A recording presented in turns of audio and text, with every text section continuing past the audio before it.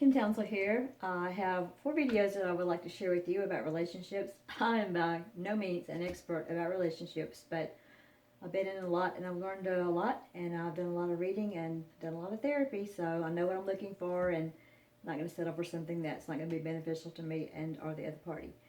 So I've got 4 videos that I want to share with you, and one is about the pain of ending a relationship, but getting past that pain and moving forward. Another one is about being misunderstood, and another one is about what is it that you really want out of a relationship, and do we know what the other person wants too? Are we able to give that?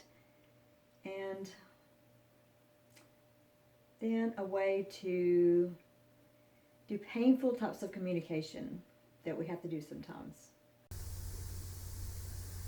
Hello, Kim Townsel here.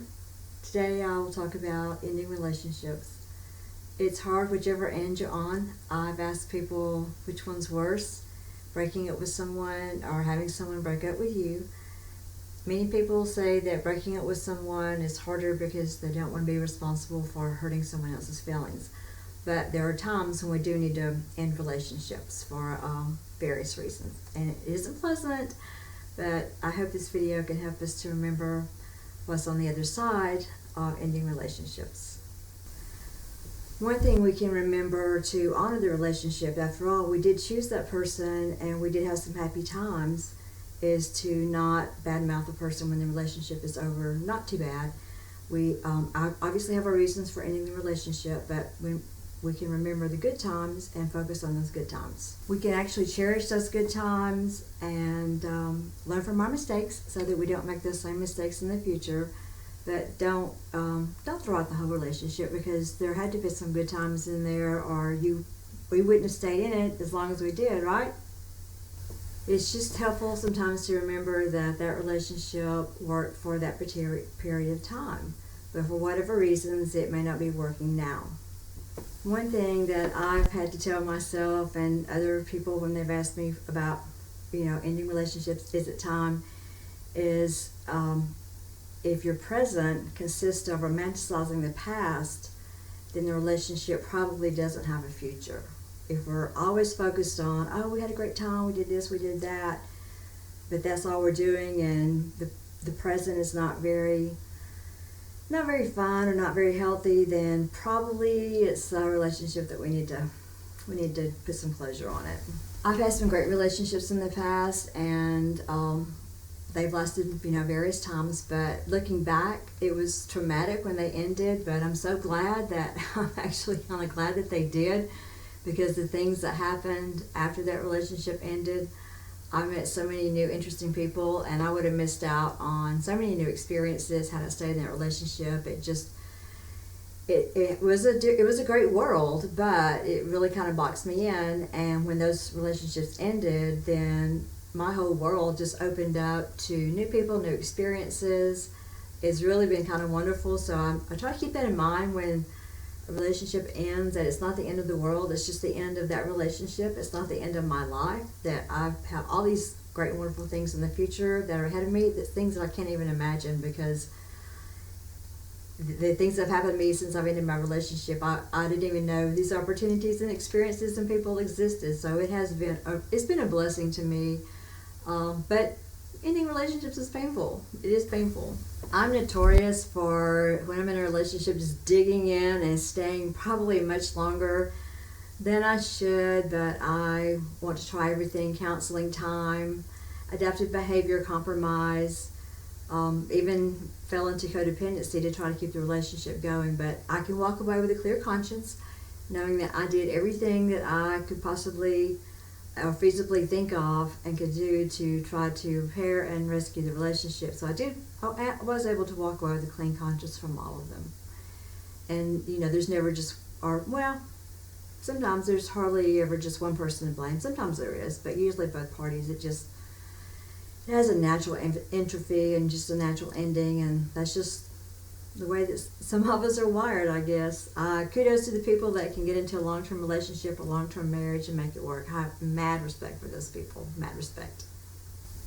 But just remember the benefits of ending a relationship. You're not in the pain of that relationship anymore. You're going to meet all kinds of new people, have all kinds of new experiences, and you'll get to know who you are as a separate entity, not attached to that relationship anymore, and you might surprise yourself about who you really are. So until next time, take care of yourself, stay healthy. Bye-bye.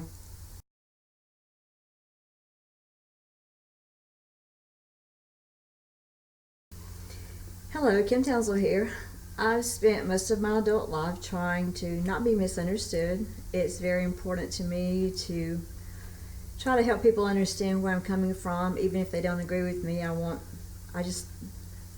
The thought of being misunderstood just has unnerved me. And people have tried to help me with that and tell me, you're going to be misunderstood if you put yourself out there. And I think at my ripe old age, I might be coming to terms with that. But I'm putting this out there, and I know that not everyone's going to understand, and people are going to have their own thoughts because they have their own paradigms that they're going to, their own lenses they're going to see this through. And I get that. So, but it's my story to tell. These are my stories and my 1,000, we'll see, things that I want to share with the world, and we'll see how far I get with them. One thing I never said was I was really careful about the use of personal pronouns when I was talking about something that just happened to my body. I never said this was my cancer. I didn't want to take ownership of anything like that. I would say the lump is benign, the cancerous report, things like that, trying to, I guess, separate those through language so that it was just something that happened to me instead of something that was a part of me or something that I was going to carry with me. I guess I didn't see the point of it. Why claim it? Why own it? Why personalize it? It was like an invitation to stick around. I love my car, I love my house, I love my clothes, I love my family, and I claim those things. I want them to stick around. I want them to be here. The bad things in my life, I don't want to personalize that with the pronoun. I want those things to be like not mine. I want them to go away. It's something I have to deal with, but it's temporary. I'm not inviting it to stick around. However, the stories that I'm going to share with whoever happens to watch, these 1,000 stories, if I can keep up that pace, these are my stories. These are my thoughts. These are my opinions, and I take full ownership of that. I understand that I will be misunderstood while I'm trying to explain how I don't want to be misunderstood. But I think we need to be careful about what we claim as our own, and I think there's just power in the way that we say things. So be careful about what we say, what we claim, and what we're adopting to be a part of us. And until next time, take care of yourself, enjoy your life. We never know how much time we have left. Hello, Kim Townsel here. Welcome back to my channel. Remember, it's free to like, subscribe, leave a comment below, share the video if appropriate, and I think this one's probably going to be appropriate to share with people. This is a really, really, really good resource for couples. It's also a really good resource for people who are not in relationships but want to try to learn more about themselves in the event that they want to be in a relationship, or to even help diagnose maybe why relationships didn't quite work out in the past. I was actually given this book by a person I met on Match.com who found me, but that's another story. I'll do that one later. It's quite interesting, but just let me say that this is one of the better things that person did. He actually brought me this book and had me to read it. I think maybe he mailed it to me before we even met, and I thought, well, okay, that's a little odd, but it was easy to read, and it didn't take me long to read through it, and I did learn some things about myself. So that was a really, really good thing. That was years ago, and it made such an impression upon me that I did want to share this video with you, this video book review with you, to let you know that I highly encourage people to look at this book. So the name of the book is The 5 Languages of Love, and it's not a new book.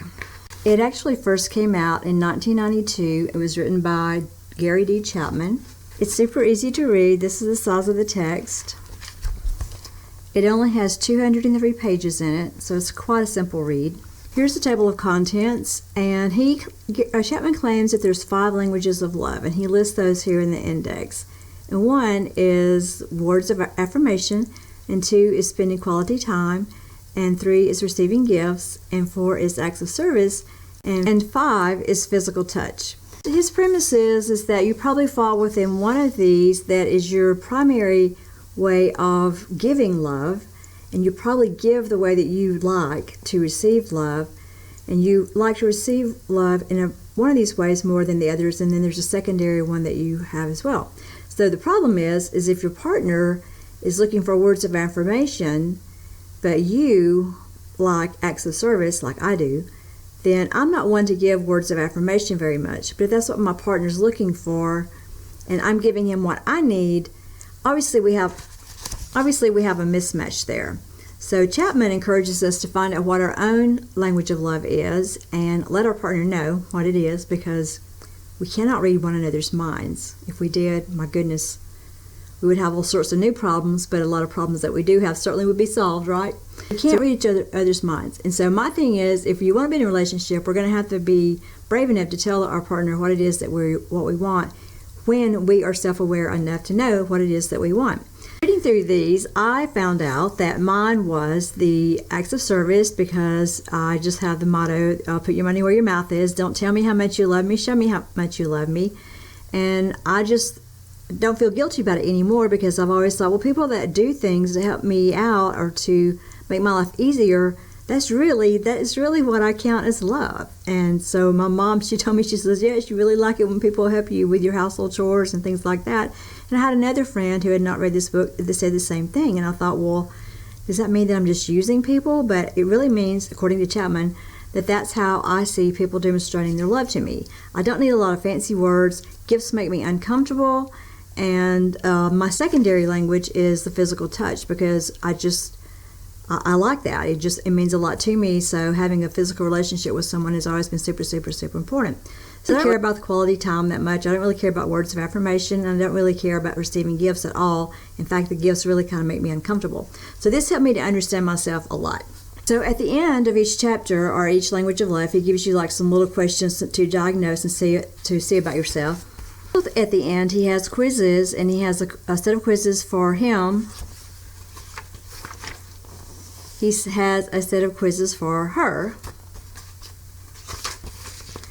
and they look like that. And this is a tool that couples can use to diagnose themselves to see what their languages of love might be. In addition, there are some online resources which I will link below. You can also look below for links on shopping information and information on purchasing this book. But I really think that this little tiny book helped me to understand what I was looking for in relationships and what I was not delivering to my partners, because I had some partners who really needed the words of encouragement, and I just wasn't giving those. I just wasn't giving those because I didn't need them. I didn't think they were important, but they were super important to these guys. And so that's where I fell flat on that. I think that having this information is going to help make us more self-aware. And then once we have that information, what we do with it is going to be up to us, I guess, what kind of relationship that we want to have. But it's definitely given me some insight to myself. It's definitely given me some insight to, if I ever have another relationship, and I think I will, how I'm going to be able to view that through a different lens. So thank you for watching my video about the 5 languages of love. Remember, it's free to like, subscribe, leave a comment below, share the video if appropriate. And I do think a lot of couples and individuals can benefit from this book. And until next time, it's a really, really good thing to be self-aware, because if we're lying to ourselves, we're lying to the most important person in our lives. And who wants a relationship like that? I don't. Take care. Bye.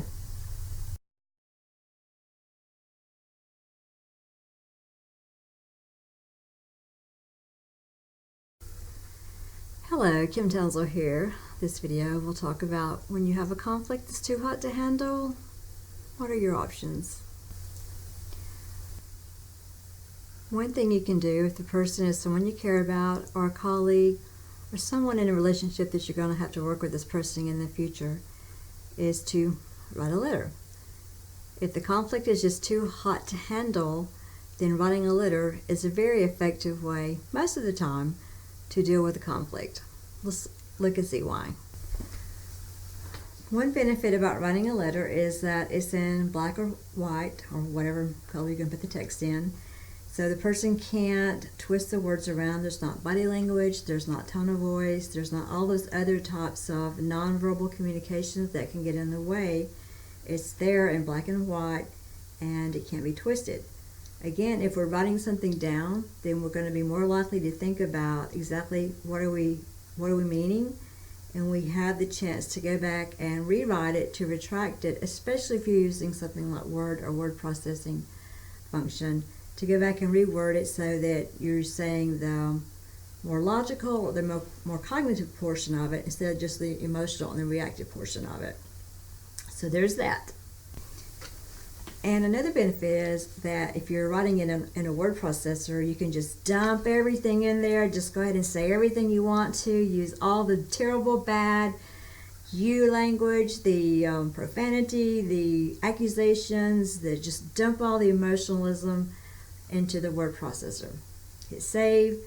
Come back when you've calmed down a little bit and go back, and then probably want to take that stuff out and put it in a more rational, logical, intellectual, cognitive language so that the reader can receive the message instead of getting all caught up in the wrappings of emotionalism. So a word processor can help us to do the emotional dump, but then come back and do the intellectual refinement so that we get our message across. Another benefit is that if we write a letter to someone, the letter is still there.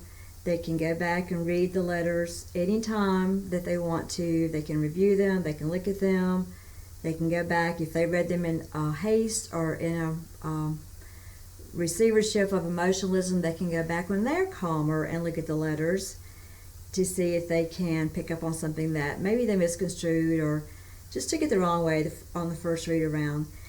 If we talk to people sometimes, we have like a lot of distractions. We have all the body language, we have the emotionalism, and we try to go back and retrieve those conversations that we have like face to face. It's a little bit more difficult to do that. So letters are really, really good for reviewing at a later, cooler time. Thanks for watching. Like, subscribe, and share. Remember that when things are just too hot to handle, sometimes writing a letter is a very effective communication tool to clear the air, at least express our thoughts and feelings about it, and possibly get a remedy. Until next time, bye. Thank you for watching. I hope it helps some. If you think it could possibly help someone else you know, please consider sharing it. If you have time before you go, watch one of these videos that I talked about, and hope everything works out for you because we're rooting for you. Take care. Bye.